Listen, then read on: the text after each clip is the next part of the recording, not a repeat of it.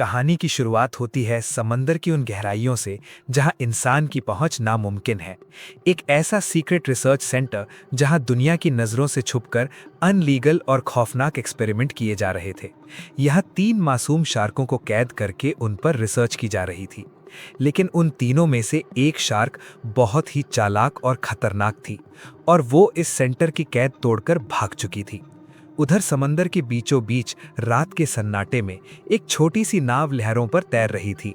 2 जोड़े दुनिया के हर खतरे से बेखबर म्यूजिक की धुन पर अपनी ट्रिप एंजॉय कर रहे थे। उन्हें अंदाजा भी नहीं था कि जिस पानी के ऊपर वो मस्ती कर रहे हैं उसी के नीचे उनकी मौत उनका इंतजार कर रही थी। अचानक एक लड़की को खतरे का एहसास होता है, पर बाकी सब उसकी बातों को मजाक में उड़ा देते हैं और ठीक उसी पल समंदर का वो सन्नाटा एक भयानक धमाके में बदल जाता है। वो खूंखार शार्क पानी को चीरती हुई सीधे नाव पर हमला कर देती है। शार्क उस नाव को किसी कागज की तरह बीच से फाड़ देती है।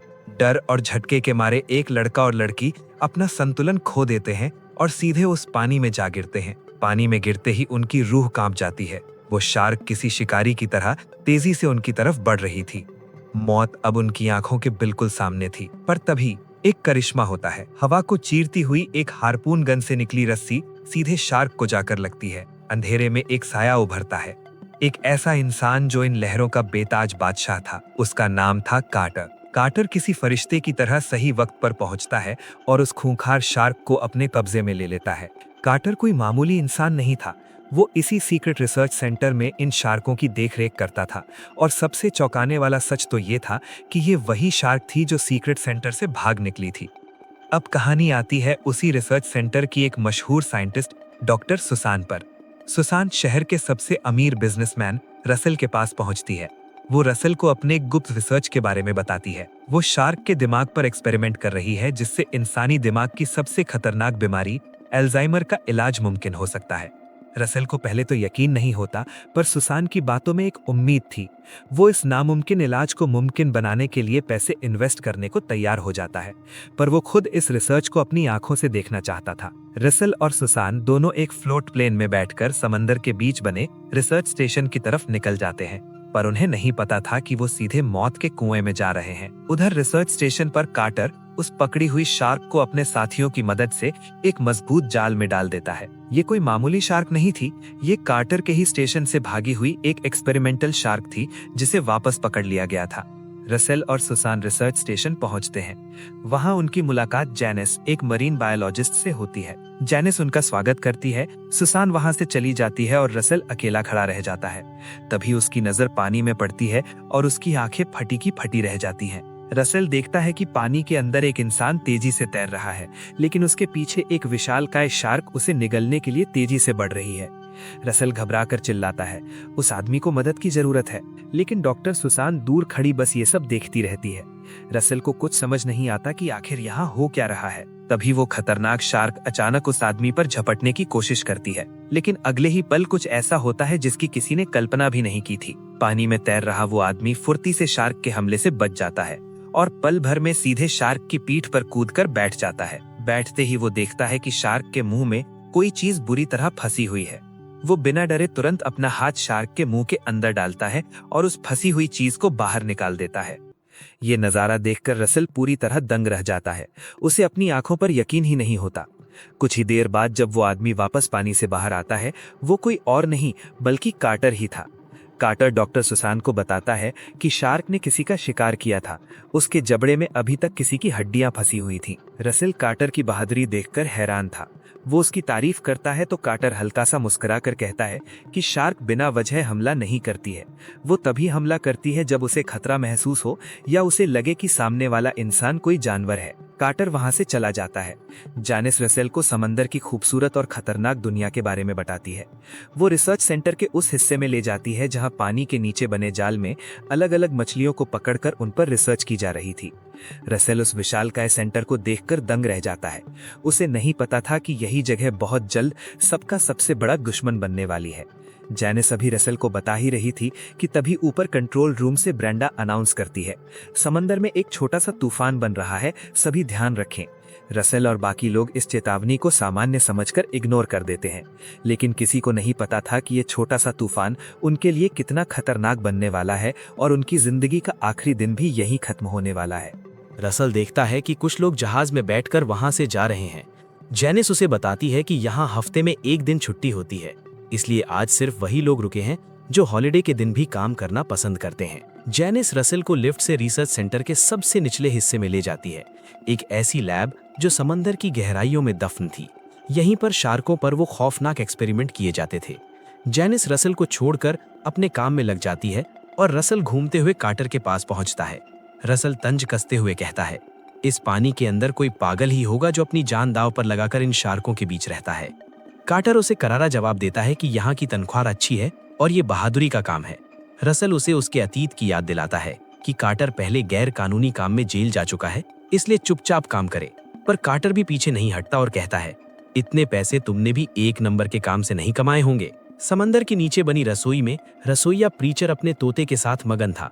तोता उसे गंजा बोलकर चिढ़ा रहा था, पर अचानक प्रीचर को समंदर की खिड़की के बाहर कुछ धुंधला सा दिखाई देता है, जैसे कोई शैतान उसे घूर रहा हो। पर जब वो दोबारा देखता है तो वहां सिर्फ काला पानी था। उधर टॉम, जो गुरु का दोस्त था, वो एक मरी हुई शार्क को पानी के अंदर डालता है। कार्टर देखता है कि बाकी शार्क मरी हुई शार्क पर ऐसे टूट पड़ती हैं जैसे वो पूरी तरह पागल हो गई हो। उनका ये व्यवहार सामान्य नहीं था। कार्टर भी ये देखकर चौंक जाता है और चुपचाप वहां से निकल जाता है।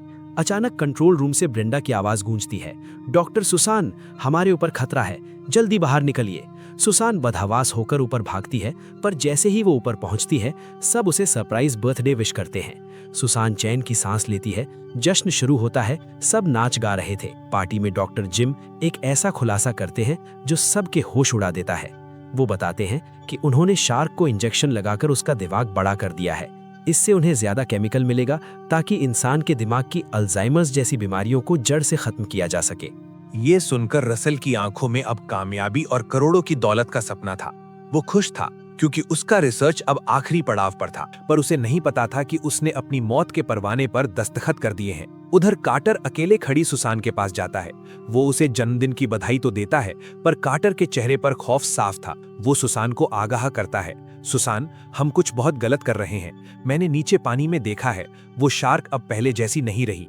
वो किसी पागल शिकारी की तरह एक दूसरे पर टूट रही हैं। ये नॉर्मल नहीं है। कार्टर उसे याद दिलाता है कि कैसे वो शार्क टूरिस्टों की नाव को कबाड़ बना दिया था। वो कहता है कि अगर ये एक्सपेरिमेंट नहीं रुका तो वो उन्हें कंट्रोल करना छोड़ देगा। पर सुसान लालच और घमंड में अंधी हो चुकी थी। वो कार्टर को उसके अतीत की धमकी देती है, अगर ये नौकरी चाहिए तो वही करो जो मैं कहती हूँ। याद है ना, तुम जेल जा चुके हो। अगर यहाँ से निकले तो कहीं और सिर छिपाने की जगह भी नहीं मिलेगी। कार्टर टूट जाता है, पर वो जानता था कि आने वाला वक्त कितना खौफनाक होने वाला है। तभी कंट्रोल रूम में ब्रेंडा के होश उड़ जाते हैं। रेडियो पर एक भयानक न्यूज गूंजती है, समंदर में एक विनाशकारी तूफान उठ रहा है। जो भी मछुआरे पानी में है तुरंत वापस लौटें। ब्रेंडा सबको अलर्ट करती है, पर सुसान के सिर पर सिर्फ रिसर्च का भूत सवार था।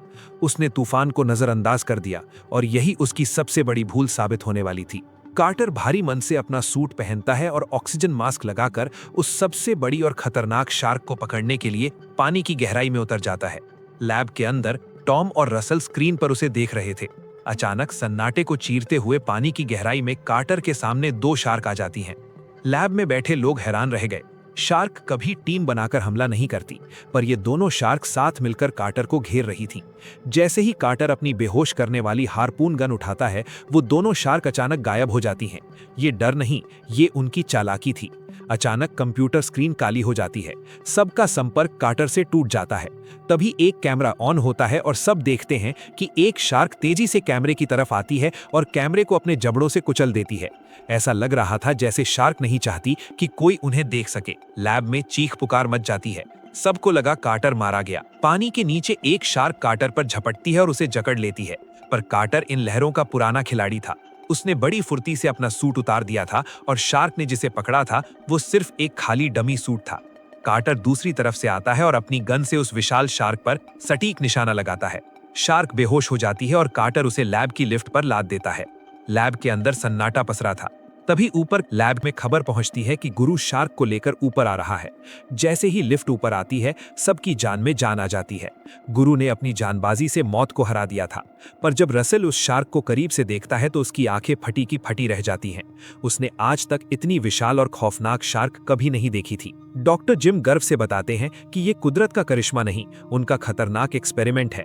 उन्होंने इंजेक्शन देकर इस शार्क को कई गुना बड़ा कर दिया है ताकि ज्यादा केमिकल मिल सके, पर उन्हें अंदाजा भी नहीं था यही उनकी जिंदगी की सबसे बड़ी और आखिरी गलती साबित होने वाली थी। सब मिलकर उस शार्क को मजबूत रस्सियों से जकड़ देते हैं। इंजीनियर टॉम तुरंत शार्क के दिमाग को स्कैन करने के लिए भारी मशीनें लगा देता है। कार्टर सबको आगाह करता है कि शार्क गहरी नींद में है, इसलिए जो भी करना है जल्दी करो। डॉक्टर सुसान बिना वक्त गवाए इंजेक्शन लगाने की तैयारी करती है, पर तभी शार्क एक जोरदार झटका मारती है। कार्टर सबको शांत करते हुए कहता है कि शायद शार्क ने कोई बुरा सपना देखा है। सुसान एक लंबा इंजेक्शन शार्क के दिमाग के आर पार उतार देती है। बाहर स्क्रीन पर सब सांसें थामे देख रहे थे। सुसान वो केमिकल निकालती है और उसे माइक्रोस्कोप के नीचे अल्जाइमर की मरी हुई कोशिकाओं पर डालती है, और फिर मात्र 6 सेकंड में वो कोशिकाएं जिंदा हो जाती हैं। लैब खुशियों से गूंज उठती है। डॉक्टर जिम चिल्लाकर रसल को बधाई देता है। बधाई हो रसल, अब आप दुनिया के सबसे अमीर आदमी बनने वाले हैं। कामयाबी के नशे में चूर डॉक्टर जिम उस शार्क के पास जाते हैं। वो उसका शुक्रिया अदा करना चाहते थे, पर उन्हें नहीं पता था कि वो मौत को गले लगाने जा रहे हैं। अचानक वो शैतान अपनी आंखें खोलता है और बिजली की रफ्तार से झपटकर जिम का पूरा हाथ अपने जबड़े में दबोच लेता है। एक झटके में जिम का हाथ शरीर से अलग हो जाता है। सफेद फर्श अब इंसानी खून से लाल हो चुका था। रस्सियां तिनके की तरह टूट जाती हैं और वो दानव आजाद हो जाता है। कार्टर तुरंत गन उठाता है और शार्क को खत्म करने के लिए निशाना साधता है, पर लालच में अंधी डॉक्टर सुसान बीच में आ जाती है। सुसान को अपनी रिसर्च और करोड़ों के मुनाफे की फिक्र थी, जिम की जान की नहीं। वो चिल्लाती है और लिफ्ट का बटन दबा देती है। कार्टर के शूट करने से पहले ही वो जख्मी शार्क वापस पानी की गहराइयों में सुरक्षित पहुंच जाती है। कार्टर गुस्से से फट पड़ता है, पर अब तीर कमान से निकल चुका था। वो जानता था कि इस अधमरी और इंतकामी शार्क को जिंदा छोड़ना उनकी मौत के वारंट पर दस्तखत करने जैसा है। कार्टर तुरंत कंट्रोल रूम में ब्रेंडा को इमरजेंसी सिग्नल भेजने के लिए कहता है। उधर लैब में रसल और जेनिस मिलकर जिम के कटे हुए हाथ से बहते खून को रोकने की कोशिश कर रहे थे। वो उसे दिलासा दे रहे थे कि वो बच जाएगा, पर वो नहीं जानते थे कि ये मौत के खेल की तो सिर्फ शुरुआत है। मौत के काले बादल अब रिसर्च सेंटर के ऊपर पूरी तरह छा चुके थे।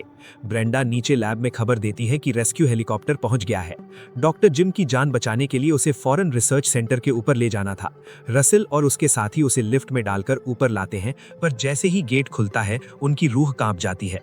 बाहर एक विनाशकारी तूफान तांडव कर रहा था। ऐसे खौफनाक मौसम में बाहर निकलना साक्षात मौत को दावत देना था, पर कार्टर हिम्मत नहीं हारता। वो तूफानी लहरों से लड़ते हुए हेलीकॉप्टर के नीचे पहुंच जाता है। पायलट डरे हुए थे, पर वो एक मजबूत स्टील की तार नीचे गिराते हैं। रसेल, सुसान और जेनिस मिलकर डॉक्टर जिम को स्ट्रेचर समेत उस तार के हुक में फंसा देते हैं। डॉक्टर जिम को लेकर हेलीकॉप्टर ऊपर उठने ही वाला था कि अचानक कुदरत का कहर टूट पड़ता है। ऊपर खींचने वाली मशीन में आग लग जाती है। पायलट की आंखों के सामने सिस्टम फेल हो जाता है और डॉक्टर जिम सीधे पानी की तरफ गिरने लगता है। जैसे ही डॉक्टर जिम पानी से टकराता है, वो जख्मी शार्क उस तार को पकड़कर गहराई में खींचने लगती है। हेलीकॉप्टर किसी खिलौने की तरह झटके खाने लगता है। पायलट कंट्रोल खो देते हैं। नीचे लैब में बैठे लोग जब कैमरे ऑन करते हैं तो उनकी आंखें फटी की फटी रह जाती हैं। वो शार्क पूरे हेलीकॉप्टर को खींचते हुए सीधे ब्रेंडा के कंट्रोल रूम की तरफ ले जा रही थी। एक खौफनाक धमाका, हेलीकॉप्टर सीधे कंट्रोल रूम में जा गिरता है। ब्रेंडा और दोनों पायलट पल भर में राख बन जाते हैं। पूरे सेंटर में आग का सैलाब उमड़ आता है। धमाका इतना तेज था कि नीचे की लैब किसी भूकंप की तरह हिलने लगती है। सुसान झटके से पानी में जा गिरती है। उसे लगता है शार्क अब उसे निगल जाएगी, पर कार्टर उसे मौत के मुंह से बाहर खींच लेता है। तबाही के बाद एक अजीब सा सन्नाटा छा जाता है। कार्टर ब्रेंडा से संपर्क करने की कोशिश करता है, पर वहां सिर्फ खामोशी थी। तभी रसल की नजर सामने लगे उस मोटे कांच पर पड़ती है जिसके उस पार शार्क का बसेरा था। जो मंजर वो देखते हैं उसे देखकर उनकी सांसें गले में अटक जाती हैं। वो खूंखार शार्क पानी में तेजी से उनकी तरफ आ रही थी और उसके मुंह में डॉक्टर जिम का वो लोहे का स्ट्रेचर फंसा हुआ था जिस पर डॉक्टर जिम की बॉडी अभी भी बंधी थी। वो शार्क पूरी ताकत से उस लोहे के स्ट्रेचर को कांच पर दे मारती है। किसी को समझ नहीं आया कि ये क्या था, पर अगले पल मजबूत कांच पर गहरी दरारें उभरने लगती हैं। रसल का चेहरा पीला पड़ जाता है। शार्क अब सिर्फ शिकार नहीं कर रही, वो जानबूझकर कांच तोड़कर समंदर का सैलाब को रिसर्च सेंटर के अंदर भेजना चाहती थी। कांच के टुकड़े टूटकर गिरने लगे हैं और मौत का सैलाब अंदर आने को बेकरार है। रसल चिल्लाता है, सब भागो, अगर ये कांच टूटा तो हम जिंदा दफन हो जाएंगे। तबाही का वो मंजर अब बेकाबू हो चुका था। जैसे ही वो मजबूत कांच टूटता है, समंदर का खौफनाक सैलाब पूरी लैब को अपनी चपेट में ले लेता है। सब अपनी जान बचाने के लिए बदहवास होकर भागते हैं, पर कार्टर सबसे पीछे रह जाता है। पानी की एक भारी लहर उसे अपनी चपेट में ले लेती है और वो गहराई में खो जाता है। साथियों को लगा कि कार्टर गया, पर वो हार मानने वालों में से नहीं था। वो लहरों से लड़कर सीढ़ियां पकड़कर खुद को ऊपर खींचता है और मौत को चकमा देकर अपने साथियों तक पहुंच जाता है। रसेल, सुसान, टॉम और जेनिस बेसब्री से उसका इंतजार कर रहे थे। कार्टर के आते ही सब मिलकर एक भारी लोहे का गेट बंद करने की कोशिश करते हैं। पानी का दबाव इतना था कि गेट बंद करना नामुमकिन लग रहा था, पर अपनी पूरी ताकत झोंकने के बाद आखिरकार वो गेट लॉक हो जाता है। जेनिस इस खौफ को बर्दाश्त नहीं कर पाती और फूट फूट कर रोने लगती है। दूसरी तरफ किचन में अकेला फंसा हुआ प्रीचर डर के मारे कांप रहा था। तभी उसे किचन के सन्नाटे में कुछ अजीब आहटें सुनाई देती हैं। पूरा रिसर्च सेंटर किसी भूकंप की तरह कांप रहा था। प्रीचर आवाज की तरफ बढ़ता है, पर उसे नहीं पता कि वो अपनी मौत की ओर कदम बढ़ा रहा है। उसके पैरों के पास पानी धीरे धीरे ऊपर आ रहा था। तभी उसका तोता खतरे को भांप लेता है और उसे अकेला छोड़कर उड़ जाता है। प्रीचर जैसे ही सीढ़ियां चढ़ता है, सामने से पानी का एक भयानक रेला आता है और उसे बहा कर ले जाता है। पानी अब उसकी कमर तक था, पर तभी पानी की गहराई में एक विशाल परछाई हरकत करती है। एक खूंखार शार्क प्रीचर की तरफ बिजली की रफ्तार से बढ़ती है। प्रीचर जान बचाकर भागता है और एक दरवाजे के अंदर घुसकर उसे बंद कर देता है, पर शार्क उसे छोड़ने वाली नहीं थी। प्रीचर अपने गॉड के लॉकेट को पकड़कर प्रार्थना करने लगता है। वो डर के मारे कांप रहा था। तभी शार्क रास्ता बदल लेती है और वहां से निकल जाती है। उधर लैब के पास रसेल, कार्टर और सुसान किसी तरह लैब का दरवाजा बंद कर देते हैं।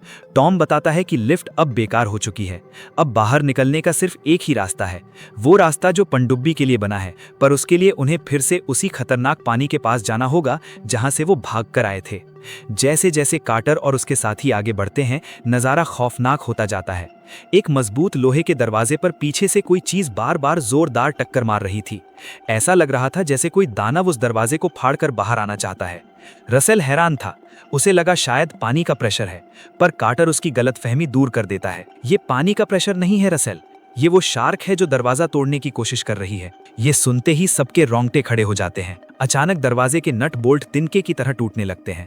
मौत अब उनके पीछे थी। वो बदहवास होकर भागते हैं और एक गेट को लॉक कर देते हैं। भागते भागते रसल का सब्र टूट जाता है। वो कार्टर को रोककर पूछता है, तुम मजाक तो नहीं कर रहे? एक शार्क लोहे का दरवाजा कैसे तोड़ सकती है? कार्टर उसे कड़वा सच बताता है कि जब शार्क को खतरा महसूस हो और उसके साथ छेड़छाड़ की गई हो तो वो जानलेवा बन जाती है। रसल समझ जाता है कि ये सब इतना आसान नहीं है। वो डॉक्टर सुजान को सच उगलने पर मजबूर करता है। सुजान टूट जाती है और वो खौफनाक सच सामने आता है। उसने और डॉक्टर जिम ने मिलकर गैर कानूनी तरीके से इन शार्कों के दिमाग को इंजेक्शन लगाकर बड़ा किया था। कार्टर गुस्से से फट पड़ता है।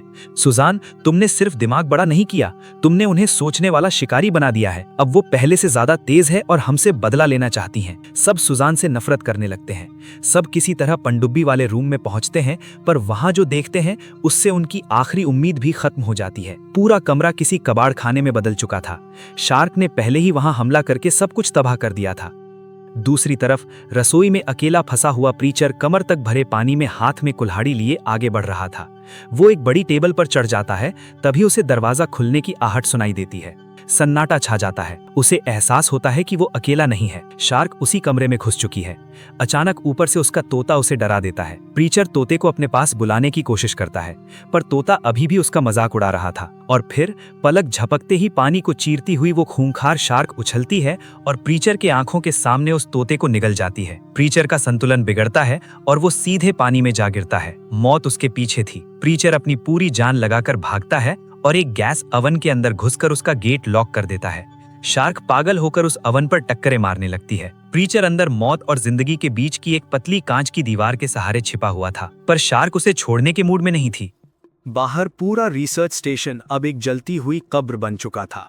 पनडुब्बी तबाह हो चुकी थी और बाहर निकलने के सारे रास्ते बंद। रसेल एक आखिरी उम्मीद जगाता है। हमें स्विमिंग सूट पहनकर पानी के रास्ते ऊपर तैरना होगा। टॉम मना करता है। उसे पता था कि भूखी शार्क उन्हें बीच रास्ते में ही चीर डालेंगी, पर रसेल के पास कोई और चारा नहीं था। मजबूरी में सब मान जाते हैं, पर उन्हें नहीं पता था कि समंदर का असली राजा अभी बाहर उनका इंतजार कर रहा है। उधर किचन के उस खौफनाक अवन में फंसा प्रीचर दम घुटने की वजह से तड़प रहा था। बाहर से शार्क अवन के कांच पर जानलेवा टक्करें मार रही थी। प्रीचर हार नहीं मानता और कुल्हाड़ी से अवन की छत काटकर बाहर निकल आता है। ठीक उसी पल शार्क कांच तोड़कर अंदर घुसती है, पर उसका मुंह अवन में फंस जाता है। प्रीचर जानता था कि अवन से निकली गैस पूरे कमरे में फैल चुकी है। वो मौत से डरने के बजाय उसका सामना करने का फैसला करता है। वो जेब से लाइटर निकालता है और जलती हुई चिंगारी शार्क की तरफ फेंकता है। एक जोरदार धमाका और वो खूंखार शार्क आग की लपटों में जलकर राख हो जाती है। प्रीचर पानी में गोता लगाकर अपनी जान बचा लेता है। उधर रसेल पानी के किनारे खड़ा था। कार्टर उसे चेतावनी देता है, पर रसेल उसे अनसुना कर देता है। तभी टॉम को एक रास्ता सूझता है, लिफ्ट की खाली जगह के जरिए ऊपर जाना। रसेल टॉम से बात ही कर रहा था, तभी अचानक पानी को चीरती हुई एक विशालकाय शार्क उछलती है और रसेल को अपने जबड़ों में दबोचकर गहराई में खींच ले जाती है। कार्टर और उसके साथी सिर्फ देखते रह जाते हैं। कुछ ही पलों में पानी रसेल के खून से लाल हो जाता है। टॉम पूरी तरह टूट चुका था। उसे लग रहा था कि अब मौत निश्चित है, पर कार्टर उसे झचकोड़ता है, अगर हम यहीं बैठे रहे तो ये पानी और शार्क हमारी कब्र यहीं बना देंगी। मौत के डर को पीछे छोड़ सब लिफ्ट की खाली जगह वाले दरवाजे की ओर भागते हैं। जैसे ही गेट खुलता है, पीछे से पनडुब्बी रूम में पानी का सैलाब लिफ्ट की खाली जगह घुसने लगता है। पानी उनके सर के ऊपर तक पहुंच गया था, पर कार्टर और टॉम अपनी पूरी ताकत लगाकर उस गेट को लॉक कर देते हैं। सुजान और जैनिस सीढ़ियों पर चढ़ने लगती हैं। ऊपर से आग के जलते हुए टुकड़े गिर रहे थे, पर उन्हें बस ऊपर पहुंचना था। लेकिन शार्क इतनी आसानी से पीछा छोड़ने वाली नहीं थी।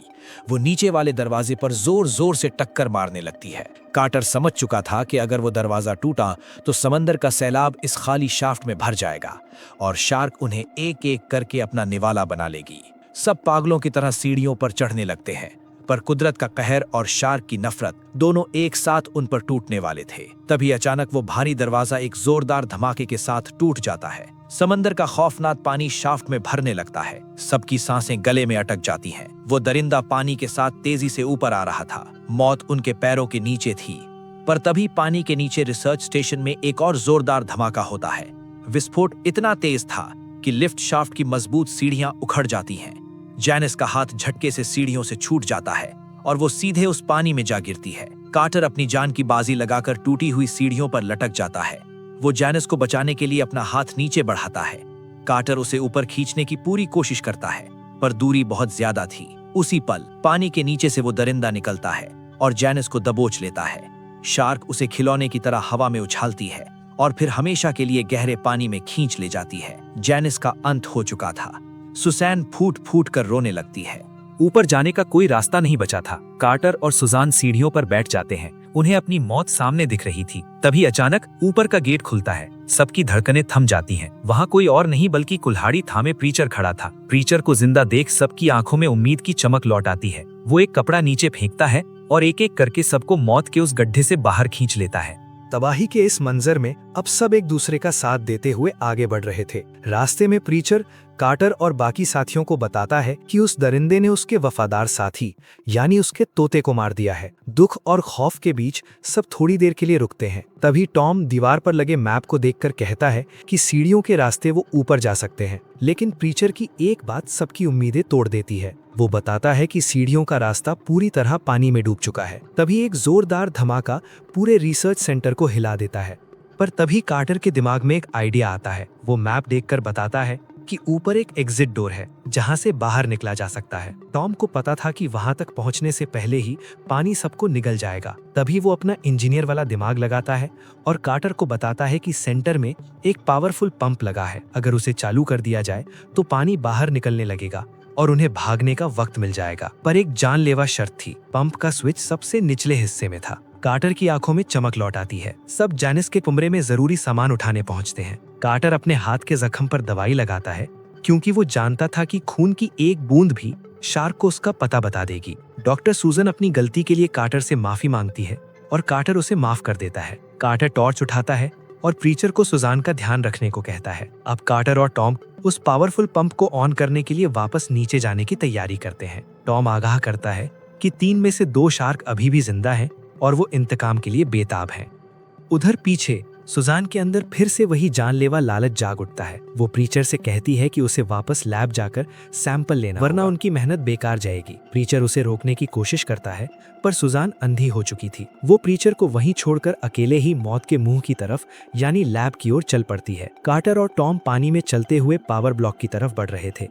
दोनों पानी के अंदर उतरते हैं और कबाड़ को हटाकर आखिरकार कॉम पावर बटन को ऑन कर देता है। पर अगले ही पल कुछ ऐसा होता है जिसकी उसने कल्पना भी नहीं की थी। टॉम को लगा था कि पंप ऑन करके उसने सबको बचा लिया है, पर उसे नहीं पता था कि मौत उसके ठीक पीछे खड़ी है। कार्टर की आंखों के सामने एक विशालकाय शार्क आती है और पलक झपकते ही टॉम को अपने जबड़ों में दबोच लेती है। वो दरिंदा टॉम को गहराई में खींच ले जाता है और उसके शरीर के बेरहमी से 2 टुकड़े कर देता है। टॉम का सफर यहीं खत्म हो जाता है। कार्टर खौफ से कांप उठता है। वो जानता था कि शार्क अब उसे भी नहीं छोड़ेगी। वो भागते हुए एक बंद गेट को खोलने की कोशिश करता है। शार्क उसके बिल्कुल करीब थी, पर ऐन वक्त पर कार्टर दरवाजा खोल देता है और पानी के तेज बहाव के साथ बहते हुए वापस लिफ्ट की खाली शाफ्ट तक पहुंच जाता है। ऊपर प्रीचर कार्टर को खींचकर बाहर निकालता है। जब उसे टॉम की मौत का पता चलता है तो वो टूट जाता है, पर कार्टर पूछता है सुजान कहाँ है। प्रीचर बताता है कि वो अंधी होकर वापस लैब में सैंपल लेने चली गई है। कार्टर के रोंगटे खड़े हो जाते हैं।